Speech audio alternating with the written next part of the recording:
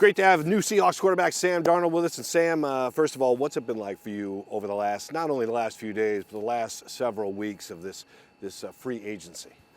Yeah, free agency is a whirlwind. I've fortunately or unfortunately, however you look at it, the last few years I've been, the last couple of years I was on one-year deals, so gotten pretty used to kind of what it feels like to have that experience of kind of trying to figure out where I want to go and talking with my agent about certain spots. So we had a really good process of kind of where I wanted to land, and obviously different circumstances every single year, but once the Geno trade happened, I knew that this could be a potential spot. We knew it could have the potential of working out, and it was always kind of the top of my list when I found that news out, and very excited about the future here and about just getting to work with my teammates and the coaches every day. What attracted you most about this organization? Yeah, you talk to guys around the league. Everyone talks, guys that have played here in the past, guys that are retired that have played here in the past, and they say nothing but great things about this place. And you try to force out, okay, well, there has to have been something wrong with the place, right? And they're like, no, honestly, there's nothing wrong at all. It rains a little bit. That was like the biggest thing that they said, but no, it's just an unbelievable place. And from what I've heard from so many people and guys that I've played with in the past in college, Uchenna Nwosu, and then Leonard Williams as well. They speak so highly of this organization, and I'm just so excited, so thrilled to just be able to get the opportunity to play football here and attack every single day with my teammates.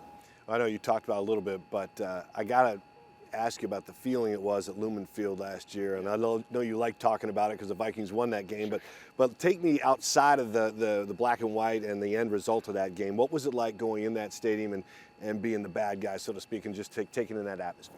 Yeah, it's awesome. Every time I've gotten to play there, which, like I said in the press conference there, I've played there 3 times, twice as a starter, once as a backup, and I just think it's the coolest thing in the world. Like you go there, even if it's during the day, it's overcast, and somehow the lights are on when it's overcast. It's just dark enough to turn the lights on, and there's a little mist in the air every single time, but not enough rain to where the ball is slick, and it almost adds like a perfect tack on the football. So it's just like an incredible place, and those details stick with me because I love playing there so much, and just the atmosphere that the 12s bring, every single day, and I'm just very excited to be a part of it.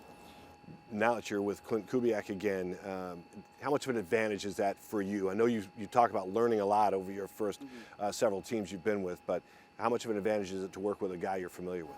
Yeah, it's a huge advantage. We don't have to talk about the little nuances that we're almost on the same page already about so many different things.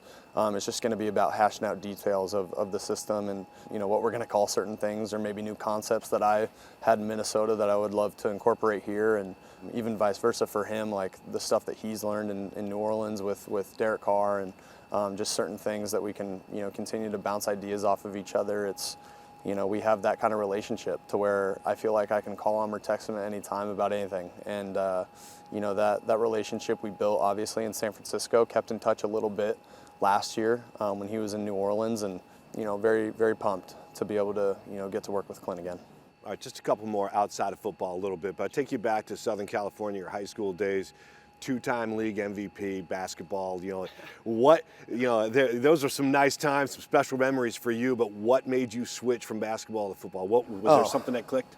You mean what made the decision? What went into my decision for basketball? Because there's coaches back there said you could have played Pac-12 basketball. Well, I was getting Pac-12 offers for football, and I wasn't getting those kind of offers for basketball. I was like, okay, yeah, I probably, I wasn't 6'7", and I couldn't jump out of the gym, so I knew that I would probably end up playing football, as a future. In college, and hopefully one day in the NFL, and obviously here I am. But yeah, I knew my future wasn't in basketball. I think even growing up a little bit, I always kind of dreamt that I would have a future playing college basketball and in the NBA. But yeah, when I capped out at 6'3" and 3/8" or whatever they measured me at the combine, I knew that wasn't in the cards. All right, I got to ask you this because I read up about your grandfather and the fact that he was an actor and he was actually one of the Marlboro men back in the day, Sure. and Yeah. he has a pretty extensive career. And I look at the images of you guys, and does anybody ever say that you look a lot like your grandfather? And what's the conversation when he comes up? I mean, it's all positive, right? I mean, he passed away when I was 2 years old, so I didn't really get to know him that well.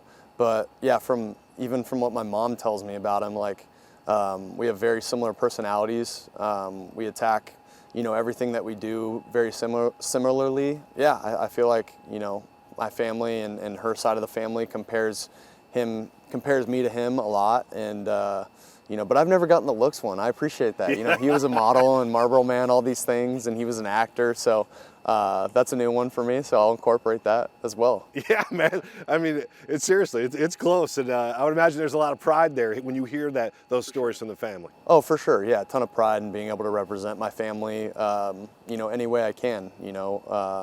That's what I love about kind of this thing is, obviously people get to see you in the limelight and stuff, but and that comes with its pros and cons, people judging you from afar and all those things. But I think being able to represent my family is one of the biggest pros of that that I could ever dream of. Yeah, very cool. Well, welcome to Seattle, man. Great talking to you. Looking forward to a lot more in the future. Looking forward to it. All right.